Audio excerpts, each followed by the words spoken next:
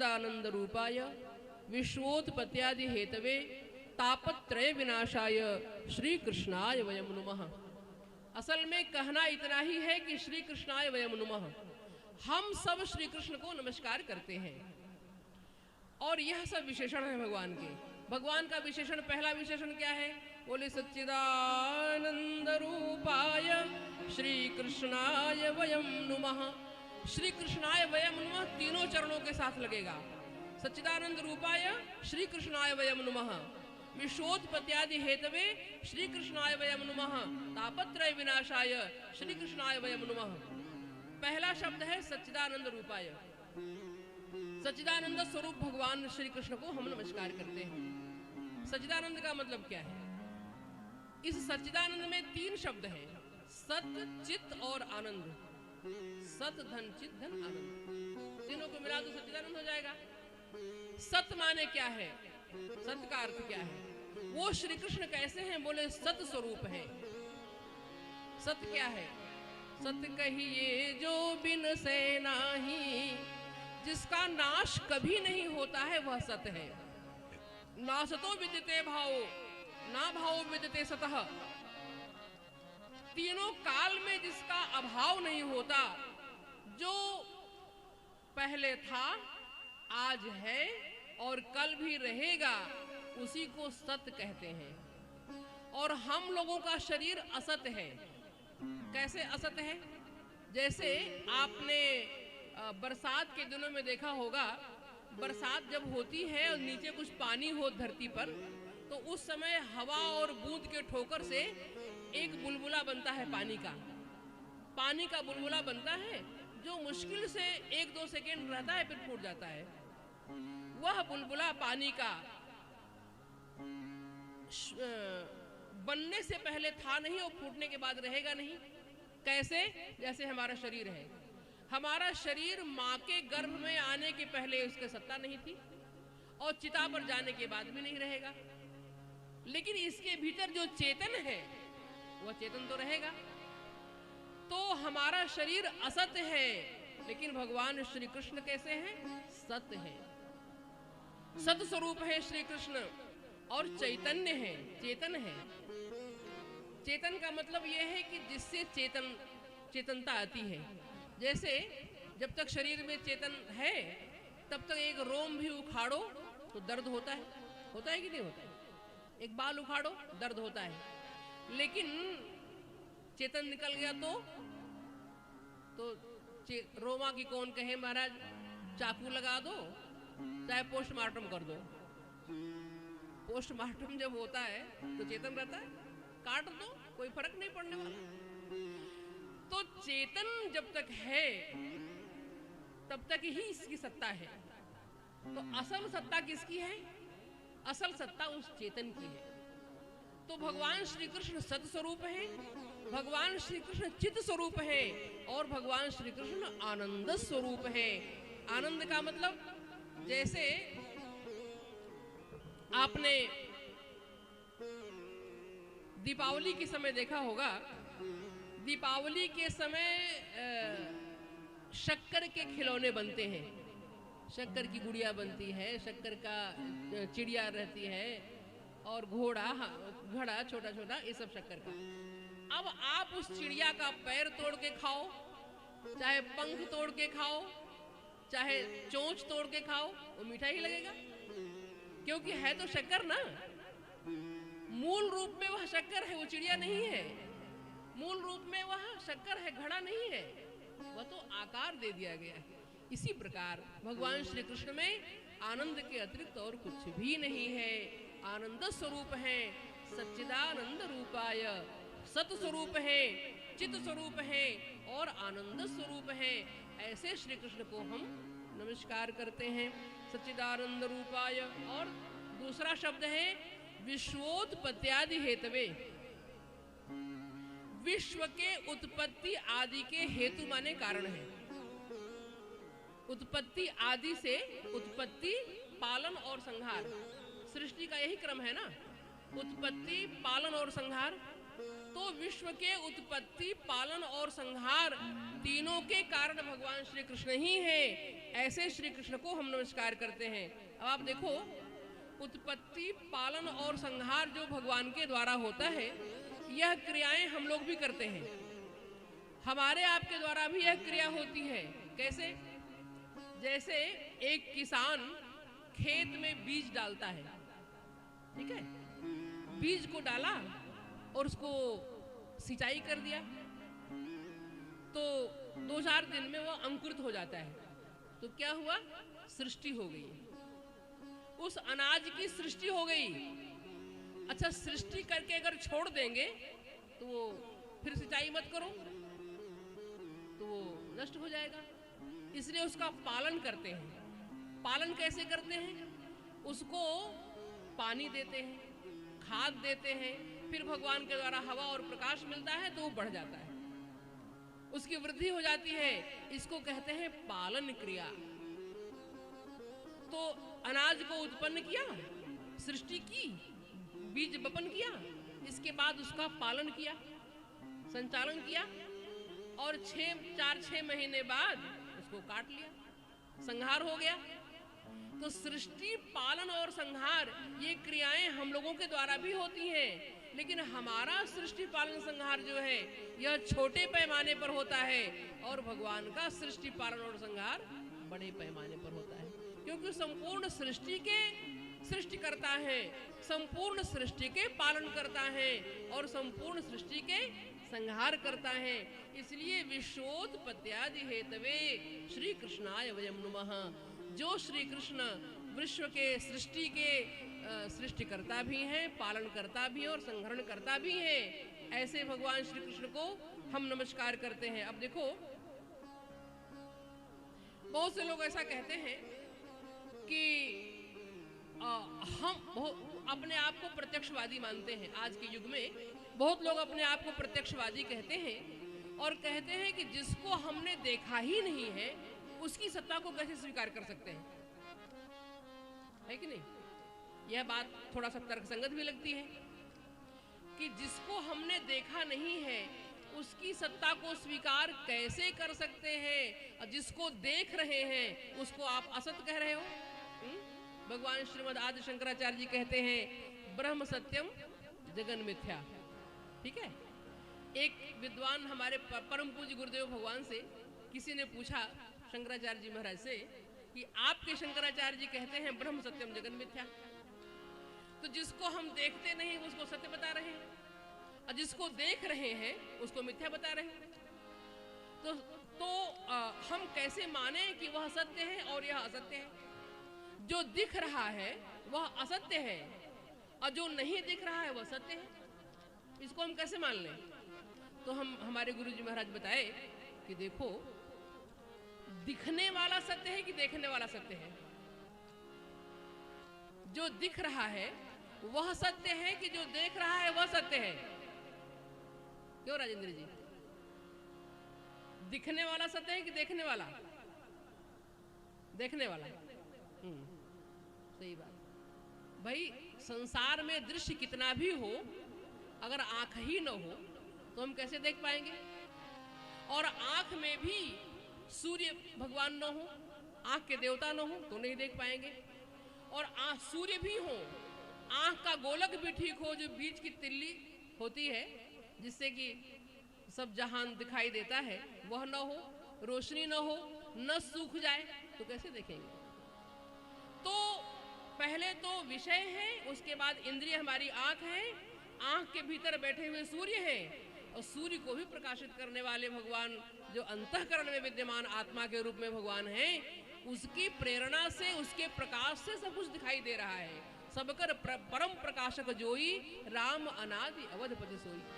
कहना होगा कि दिखने वाला सत्य नहीं है, देखने वाला सत्य है, और देखने वाला कौन है? ब्रह्म है। इसलिए यही बात कहना होगा कि ब्रह्म सत्यम जगन मिथ्या। तो बहुत लोग कहते हैं कि हम तो प्रत्यक्षवादी हैं, जो हम देखते हैं उसी को स्वीकार करते हैं, जिसको हमने देखा ही नहीं उसको कैसे स्वीकार कर सकते हैं? लेकिन एक बात आपको बताएं, ऐसा कोई प्रत्यक्षवादी हो ही नहीं सकता जो कि जो देखता है उसी को माने। बिना देखे भी बहुत चीजें माननी पड़ती है। जैसे आपने अपने परदादा के परदादा को देखा है? जो देखा हो हाथ उठाए तो। परदादा के परदादा को कोई देखा है? नहीं देखा है ना? मानते हैं कि नहीं कि वो रहे? अरे वो ना होते तो आप कैसे होते? परंपरा तो ऐसे ही चली आ रही है ना, वंश परंपरा। बिना देखे ही परदादा के परदादा को मानना पड़ता है। अच्छा, बहुत से लोग इसमें ऐसे होंगे जो अमेरिका गए होंगे, बहुत लोग ऐसे भी होंगे जो अमेरिका नहीं गए होंगे, लेकिन अमेरिका को मानते हैं कि नहीं मानते? अमेरिका है कि नहीं है? है ना त्रिपाठी जी? अमेरिका है ना? हाँ। तो अमेरिका अगर है, क्यों? अगर आप ये कह दें कि अमेरिका नहीं है तो आपको लोग कहेंगे भूगोल का ज्ञान नहीं है, पढ़ा लिखा व्यक्ति नहीं है, नहीं जानता अमेरिका है कि नहीं है। अमेरिका कोई भी देश हो, तो कैसे मानते हैं आप बिना देखे अमेरिका को? बोले इसलिए मानते हैं कि हमारे गांव के डॉक्टर साहब अमेरिका से पढ़ करके आए, अमेरिका रिटर्न है, वो कहते हैं कि अमेरिका नाम की कोई जगह है। तो गांव के डॉक्टर साहब की आंख पर भरोसा है, उन्होंने कह दिया कि अमेरिका नाम की जगह है तो आपने मान लिया। और सूर कबीर व्यास वाल्मीकि तुलसी ने अगर कह दिया कि हमने भगवान को देखा है, हमारी आंखों पर विश्वास करो कि हमने भगवान को देखा है, तो हम क्यों नहीं विश्वास करते हैं? कैसे अपने आप को प्रत्यक्षवादी हम कह सकते हैं? जैसे उनकी आंख पर भरोसा है, वैसे हमारे महापुरुषों की आंख पर भी भरोसा होना चाहिए। व्यास वाल्मीकि सूर कबीर तुलसी मीरा के आंखों पर भी हमें भरोसा होना चाहिए। एक दूसरी बात यह है कि कोई उनकी सत्ता को माने चाहे न माने, हम माने या न माने, वो थे, हैं और रहेंगे। संसार भर के 1 लाख उल्लू अगर मिल करके नारा लगाएं कि सूर्य है नहीं, सूर्य नहीं है, ऐसा उल्लू नारा लगाए, तो क्या लोग मान लेंगे? अरे भाई, मूर्ख गुण समझे नहीं तौन गुणी में चूक। अगर गुणवान के गुण को कोई मूर्ख व्यक्ति नहीं समझता है तो गुणी में चूक थोड़ी है। मूर्ख गुण समझे नहीं तौन गुणी में चूक, कहा घटो दिनकर विभव देखे जो न उलूक। अरे भाई, वो तो उल्लू की आंख की कमी है ना, वो सूर्य को नहीं देख पाता। सूर्य की कमी थोड़ी है कि वो उल्लू क्यों नहीं देखता है। लाखों उल्लू भले ही नारा लगाएं कि सूर्य नहीं है, लेकिन करोड़ों आंख वाले यह भी तो नारा लगाते हैं कि हमने सूर्य को देखा है, सूर्य है। ऐसे ही किसी ने पूछा कि वो कौन है, किसी का प्रश्न है कि कौन है, तो उत्तर देने वाले ने प्रश्न ही को उत्तर बना करके उत्तर दिया, कहो वह कौन है, कहो वह कौन है, बोलो वह कौन है। इतना सुंदर, इतना प्यारा पद है ये कि उत्तर देने वाले ने कहा, सूर्य की लाली में और चंदा की उजियाली में, संसार में जितने भी आकर्षण हैं, जहां जहां आकर्षण है उस सब में कौन है, उसका आकर्षण का केंद्र कौन है? सूर्य की लाली में और चंदा की उजियाली में, जो है हरियाली में और वृक्षों की डाली डाली में कौन है? ये जो हरियाली देख करके आप क्या पसंद करते हैं? जंगल पहाड़ पसंद करते हैं, हरियाली, आंख को हरियाली चाहिए। जो है हरियाली में, वृक्षों की डाली डाली में, शिशु की बोली में, हमारी जितनी भी उम्र हो, सबसे अधिक आकर्षक कौन सी वाणी लगती है? छोटे बच्चों की। बच्चों की बोली में कितना आकर्षण होता है, वह आकर्षण कहां से आया? शिशु की बोली में और कोयल के मधुर कूकों में, कोयल की कुहू कुहू में वह आकर्षण कहां से आया? शिशु की बोली में, कोयल की मधुर कूकों में, प्रेमी पपैया के पीऊ पीऊ मयूर की हुकों में, कहो वह कौन है, बोलो वह कौन है। कहना होगा वही रमैया है, वही कन्हैया है, वही परमेश्वर है, वही सर्वेश्वर है। एक बात और ध्यान देने योग्य है, किस इंजीनियर ने कितने फेस की लाइट से, कितने हार्स पावर के मोटर से बादल में पानी चढ़ाया होगा? बादल में किसने पानी चढ़ाया? आप बादल देखें, घिरा हुआ बादल तो लगता है रुई का समूह है, लगता है ना। जिसने पानी से भरा रुई सी बदली को, रुई जैसे बादल को पानी से किसने भर दिया? जिसने पानी से भरा रुई सी बदली को और दे दी है चपलता और चमक बिजली को। उसी बादल में बिजली क्षण भर के लिए चमकती है और तिरोहित हो जाती है। जिसने पानी से भरा रुई सी बदली को दे दी है जिसने चपलता और चमक बिजली को। और एक बात और देखो, एक ही जमीन में, एक ही भूमि में आप गन्ना भी बो दीजिए और वहीं इमली लगा दीजिए, लेकिन गन्ना मीठा और इमली खट्टी हो जाएगी। ये कैसे हो गया? एक ही जगह लगा है ना दोनों पौधा। ईख को दी मिठास और खटास इमली को, गन्ने को मिठास से भर दिया और इमली को खटास से भर दिया। ईख को दी मिठास और खटास इमली को, रंग दिया है जिसने फूलों और तितली को। तितली का पंख कितना सुंदर होता है और फूल कितने सुंदर होते हैं, इनको किसने रंग से भरा? मयूराश चित्रिता येन सते रक्षाम विधास्यति, येन शुक्लीकृता हंसा, जिसने हंस को सफेद बनाया। शुकाश्च हरती कृता, और तोता को जिसने हरा रंग दिया, और ऐसा रंग कि महाराज छूटने वाला नहीं। और कोई रंग दुनिया का तो छूट भी जाता है, पर उनका दिया हुआ रंग तो कभी बेरंग होता ही नहीं है। रंग दिया है जिसने फूलों और तितली को। और देखो, पत्ते पत्ते की न्यारी न्यारी है कतरन कैसी। जितने भी पत्ते हैं, आप ये अशोक का पेड़ है और बरगद का पेड़ है, इधर ये भी अशोक का ही पेड़ है, उधर आम का पेड़ है। जितने भी वृक्ष हैं, हर के पत्तों को आप देख लीजिए, नीम का पत्ता, गुलाब का पत्ता, सबके पत्तों की डिजाइन बिल्कुल अलग अलग होती है। किसी भी पत्ते की डिजाइन मिलती नहीं आपस में। क्यों सीमा, मिलती है? नहीं मिलती। पत्ते पत्ते की न्यारी न्यारी है कतरन कैसी। हर पत्ते की कतरन कैसे न्यारी न्यारी है। और आश्चर्य इस बात का है कि हाथ में अपने कभी ली नहीं जिसने कैंची, बिना कैंची की कतरन कर दिया और इतना सुंदर डिजाइन बना दिया। हम लोग हाथ में कैंची लेकर के भी इतनी सुंदर डिजाइन नहीं बना सकते हैं, लेकिन उसने बिना हाथ में कैंची लिए ही बना दिया। पत्ते पत्ते की न्यारी न्यारी है कतरन कैसी, जिसने हाथ में अपने नहीं कभी ली जिसने कैंची। रीछ के तन पर दिया क्या बालों का चोंगा। रीछ के शरीर पर बाल का ऐसा चोंगा पहना दिया है कि उम्र भर जो न फटेगा न जो छोटा होगा। वो जैसे बढ़ेगा वैसे चोंगा बढ़ जाएगा, न वो फटेगा न छोटा होगा। और रखा कुक्कुट के सिर पर लाल मुकुट है जिसने। कुक्कुट माने मुर्गा। मुर्गा के सिर पर लाल मुकुट किसने रखा है? रखा कुक्कुट के सिर पर लाल मुकुट है जिसने। और किया लघु बीज से पैदा विशाल बट जिसने। दुनिया में सबसे छोटा बीज बरगद का होता है और सबसे बड़ा पेड़ भी बरगद का ही होता है। इतने छोटे से बीज में इतना बड़ा पौधा, इतना बड़ा वृक्ष कैसे समाया हुआ था? कहाँ था वो? किया लघु बीज से पैदा विशाल बट जिसने। कहो वह कौन है, बोलो वह कौन है। वही सर्वेश्वर है, वही जगदीश्वर है, वही परमेश्वर है, वही रमैया है, वही कन्हैया है। छोड़ो दूसरे की बात क्या करें, अपने शरीर को देखो।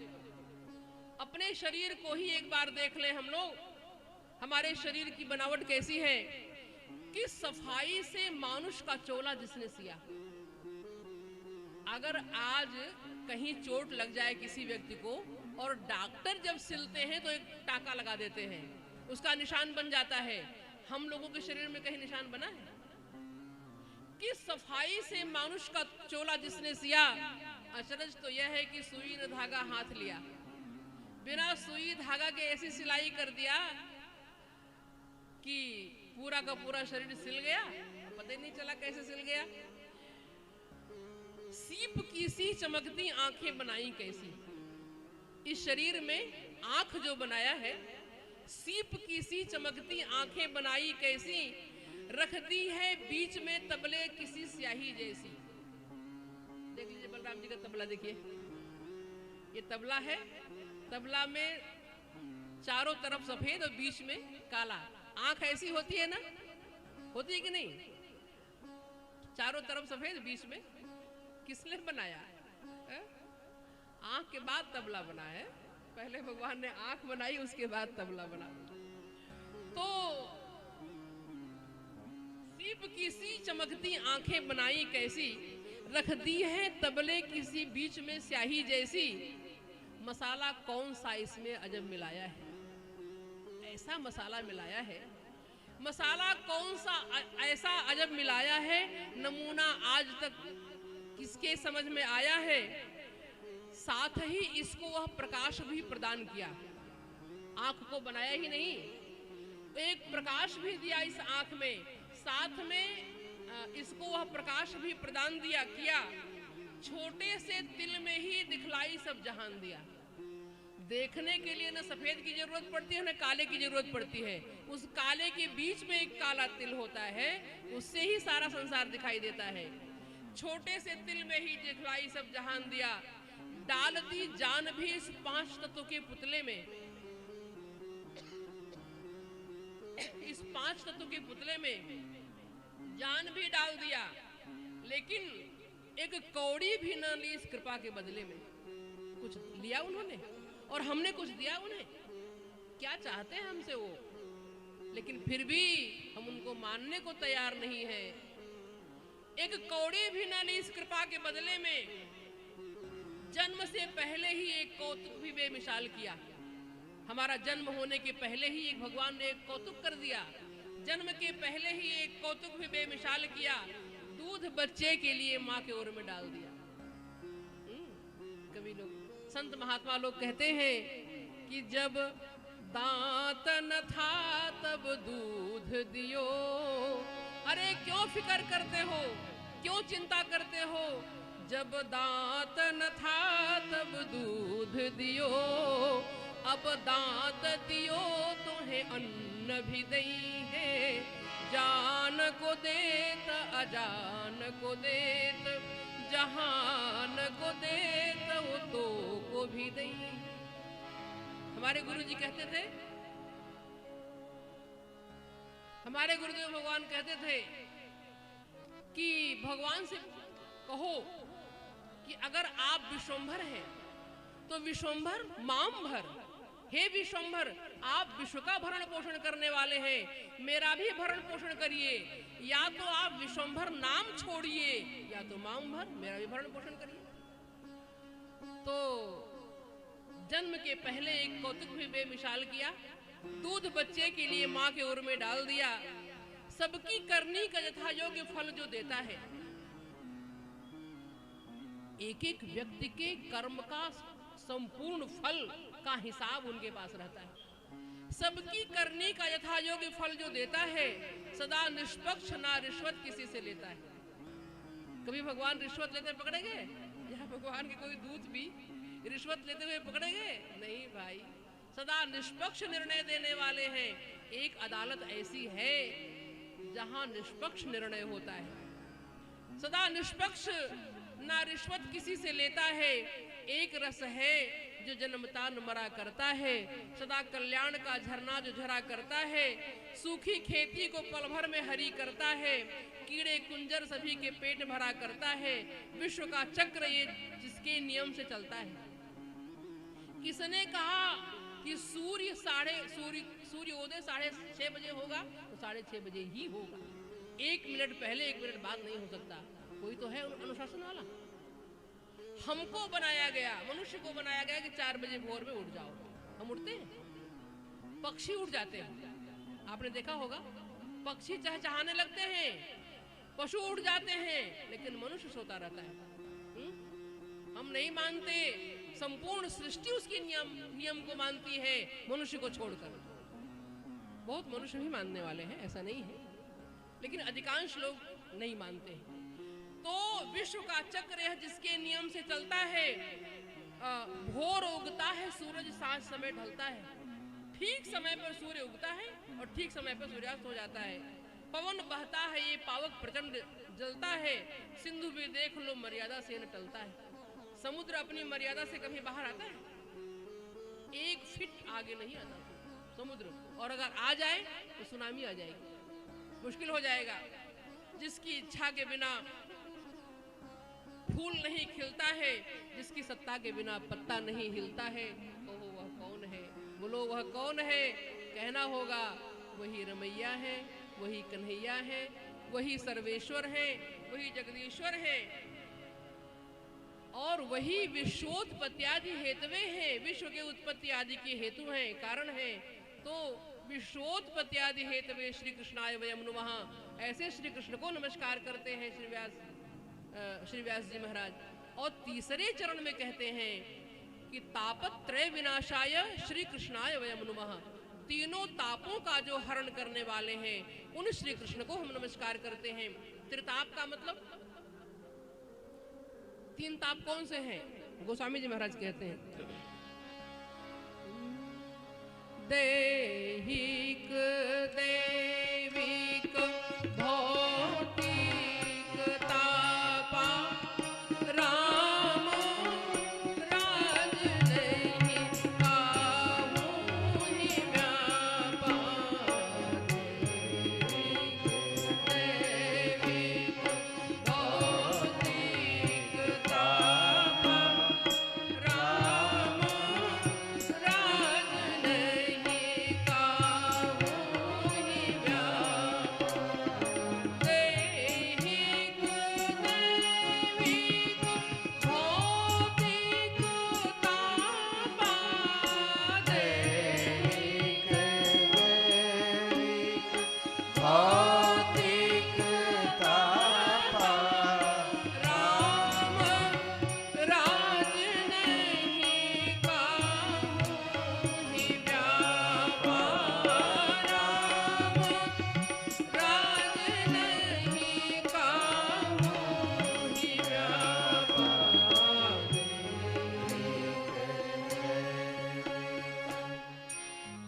एक दैहिक ताप है, एक दैविक ताप है, एक भौतिक ताप है, इसी को तापत्रय 3 ताप कहते हैं। दैहिक माने शरीर में उत्पन्न होने वाला ताप। कभी कभी शरीर का ताप इतना बढ़ जाता है कि बुखार 104 डिग्री हो जाता है, होता है ना। शरीर का ताप, उसका शमन करने वाले तापत्रय विनाशाय। और दैविक ताप कहते हैं जैसे भूकंप आ गया। और भौतिक माने संसार से उत्पन्न ताप, माने बेटा बात नहीं मान रहा है, बहू बात नहीं मानती है। सबसे बड़ी समस्या सास बहू की हो गई है। एक बार हम लोग प्रयाग में कुंभ स्नान के लिए गए थे, पूज्य गुरुदेव भगवान के साथ ही गए थे। तो महाराज श्री का दर्शन करने के लिए एक जज साहब आए थे, हाई कोर्ट के जज साहब थे। तो चर्चा गुरु जी से कर रहे थे, हम लोग बैठे थे वहीं पर।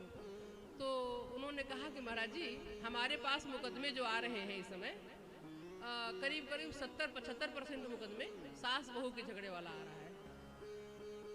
तो ये अब तो सास बहू का पति पत्नी का ही झगड़ा होने लगा है, अब तो तलाक़े की बात सीधे होती है। तो उस समय 15-20 साल पहले की बात है। तो बोले कि गुरुजी सास बहू के झगड़े वाला मुकदमा ज़्यादा आ रहा है। तो महाराज जी बोले हाँ सही बात कह रहे हो। तो उन्होंने कहा कि महाराज जी मेरा ऐसा मानना है, विनोद में ही कहा उन्होंने, कि वर कन्या की कुंडली मिलाने की बजाय सास बहू की कुंडली मिलाना चाहिए, ज़्यादा अच्छा होगा। ऐसा जज साहब ने कहा। तो इसी को भौतिक ताप कहते हैं। हमारा मतलब यह है, इसी को भौतिक ताप कहते हैं। सास बहू बात नहीं मान रही, अथवा सास ही भी तो कभी कभी दोनों तरफ से होता है। तो ये है। और बिजनेस में घाटा हो गया, नौकरी नहीं लग रही है, ये सब भौतिक ताप, इससे मन व्यथित हो जाता है। तो इन तीनों तापों का शमन करने वाला कौन है? तापत्रय विनाशाय श्री कृष्णाय वयम नमः। इन तीनों प्रकार के तापों को जो नष्ट करने वाले हैं, उन भगवान श्री कृष्ण श्याम सुंदर श्री कृष्णचंद्र के श्री चरणों में हम नमस्कार करते हैं। ऐसा महर्षि वेदव्यास ने पहले श्लोक में भगवान श्याम सुंदर श्री कृष्णचंद्र को नमन किया है।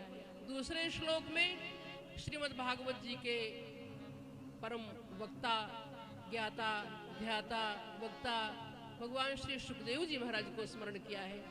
हर वक्ता का यह कर्तव्य होता है और लगभग हर वक्ता ऐसा करते भी हैं, करना भी चाहिए। श्री सुखदेव जी महाराज को नमन करके ही कथा करनी चाहिए, क्योंकि श्रीमद् भागवत कथा के एक ही वक्ता हैं, वो है श्री सुखदेव जी महाराज। एकमात्र श्री सुखदेव जी महाराज श्रीमद् भागवत जी के कथावाचक हैं और कोई